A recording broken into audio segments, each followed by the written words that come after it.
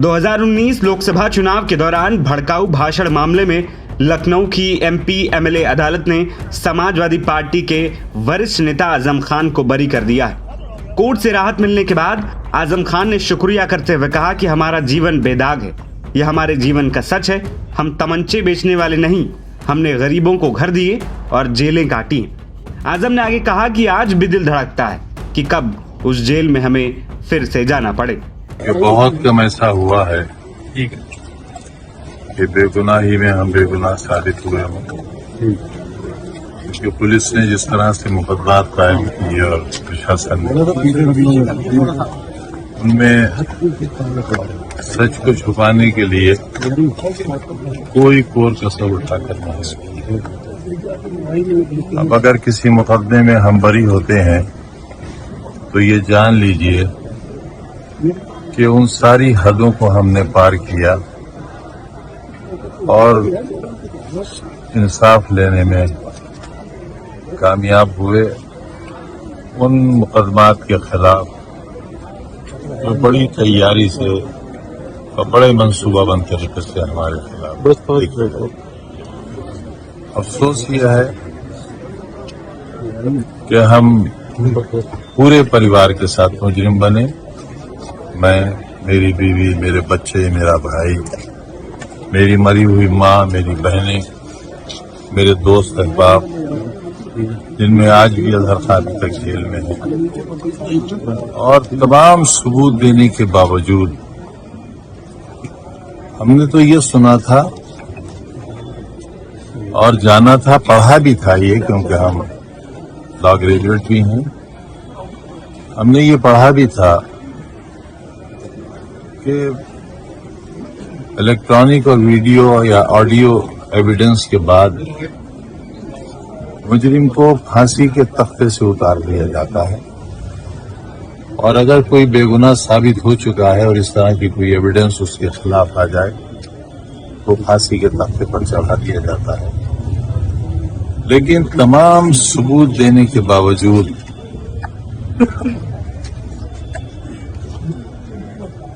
Hospital का certificate, नगर निगम का certificate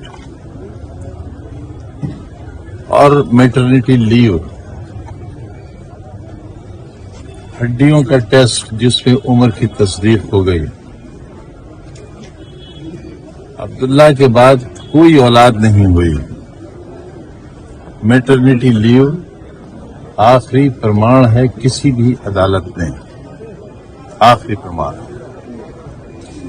तो दे दिया गया है। और उससे बड़ा प्रमाण जो हमने दिया, और उसके बाद मैंने अदालत में ये गुजारिश भी की कि अब सिर्फ अल्लाह मियाँ को आसमान से उतर कर आना रह गया है, ये बताने के लिए कि अब्दुल्ला की पैदाइश की तारीख है। हमने एक वीडियो कोर्ट में चलाया, 2 वीडियो एक ही शादी के। मैं वजीर था उस वक्त, पहली बार हुआ था, लेबर मिनिस्टर था। मेरी कोठी मुख्यमंत्री की कोठी के बिल्कुल बराबर थी। उस वीडियो में अब्दुल्ला की मां की गोद में अब्दुल्ला है, बिट्टू बराबर खड़े हैं, बड़ा बेटा अदीब, मेरी सालियां हैं, मेरी सास, मेरी बड़ी बहन, मेरी छोटी बहन, पूरा परिवार मौजूद है। और अब्दुल्ला ने कुछ बोला तो मां ने कहा, देखो अब्दुल्ला बोला। ये इलेक्ट्रॉनिक और वीडियो एविडेंस है। मैंने ये कहा कि जब अब्दुल्ला पेट में था मां के, तब मां ने ये दुआ की थी अपने अल्लाह से कि अगर मेरे जिंदगी का बेटा हुआ, क्योंकि हमारे कई बच्चे जाया हो चुके थे, कई बच्चे मर चुके थे, तो मैं इसका नाम अब्दुल्ला रखूंगी, क्योंकि अब्दुल्ला नाम अल्लाह को बहुत पसंद है। चुनाचे इसका नाम तो मां के पेट में ही अब्दुल्ला रख दिया गया था, ये कोई दूसरा अब्दुल्ला नहीं है। फॉरेंसिक जांच हो गई इस वीडियो की। फॉरेंसिक जांच की रिपोर्ट को अदालत ने तस्लीम कर लिया, मान लिया कि सही है। टेक्नीशियंस के बयानात हो गए, उनसे जिरा हो गई सरकारी वकील की, اور یہ بھی مان لیا گیا کہ ہاں یہ بالکل صحیح ہے. اس کا مطلب یہ ہوا کہ عبداللہ کی پیدائش کی تاریخ تصدیق ہو گئی. جو ہم چاہ رہے تھے کہ ہماری جو غلط تاریخ ہو گئی ہے، جس شخص نے جا کر داخلہ کرایا تھا اس نے جو سن غلط لکھوا دی ہے، اس کے لیے ہم بہت پہلے جب یہ پڑھتے تھے تبھی درخواست دے چکے تھے. C B S E board کو جا چکا تھا، یہاں کے ضلع ادھیکاری کو جا چکا تھا، سکشم ادھیکاریوں کو جا چکا تھا، اور اس وقت تک الیکشن کہیں وہم و گمان میں بھی نہیں تھا کہ الیکشن لڑنا ہے یا لڑانا ہے. اگر کوئی نیت کی خرابی ہوتی تو یہ کام الیکشن کی نیت کے بعد کیا جاتا، لیکن ایک صحیح کو صحیح کرانے کے لیے ہم نے کتنے پاپڑ بیلے ہیں، کتنے ثبوت دیے ہیں، اور یہاں تک کہ الیکٹرانک ثبوت جس پر یا تو پھانسی ہو جاتی ہے یا پھانسی کا مجرم تختہ دار سے نیچے آ جاتا ہے.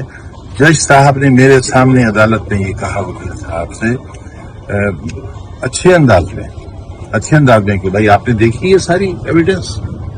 میں نے اس پر یہ کہا کہ جج صاحب اب صرف اللہ کو ہی آ کر یہ کہنا رہ گیا ہے کہ عبداللہ کی پیدائش کی یہ تاریخ ہے. اب اس کے بعد کوئی ایویڈنس نہیں بچتی.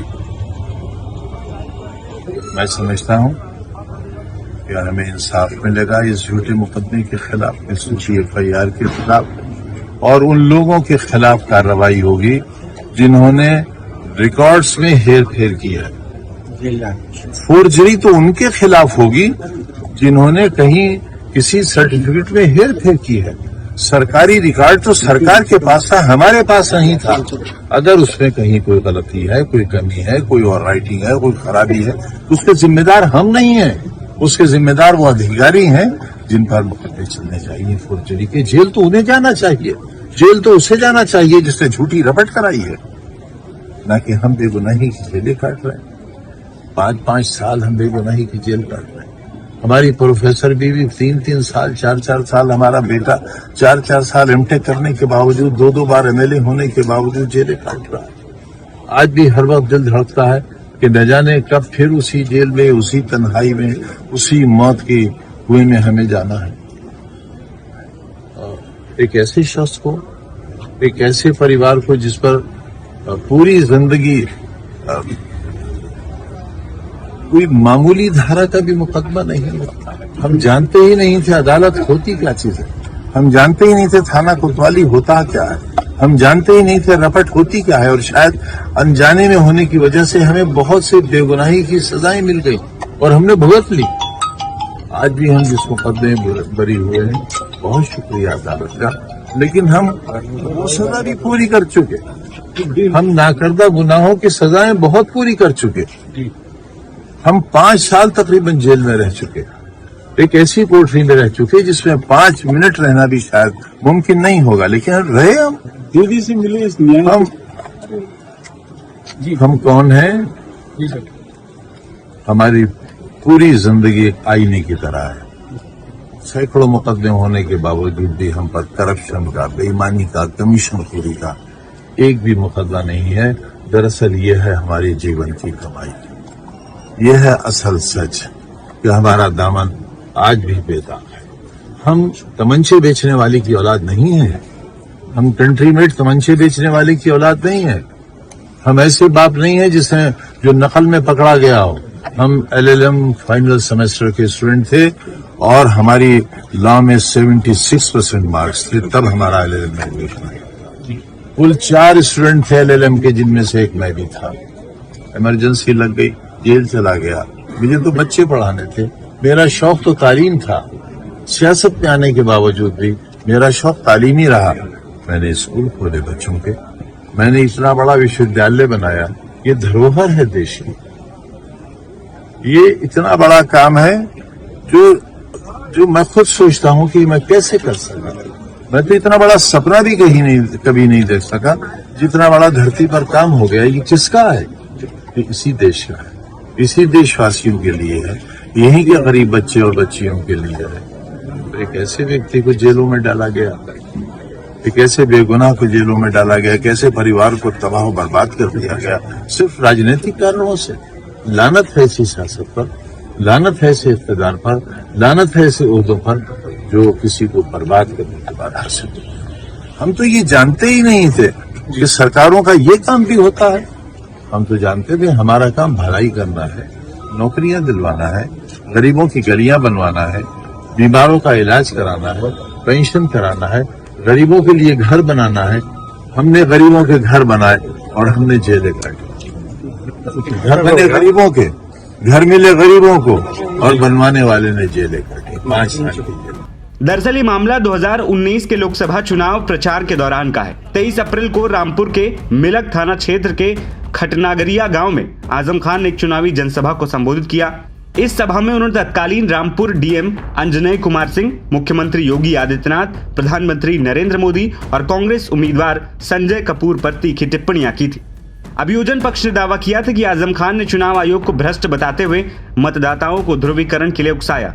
इसी के बाद आजम खान पर केस दर्ज हुआ और अक्टूबर 2022 में निचली अदालत ने आजम खान को दोषी ठहराया और 3 साल की सजा सुनाई, जिसके चलते उनकी विधायकी भी चली गई। अब आजम खान इसी मामले में बरी हुए। नवभारत टाइम्स की रिपोर्ट।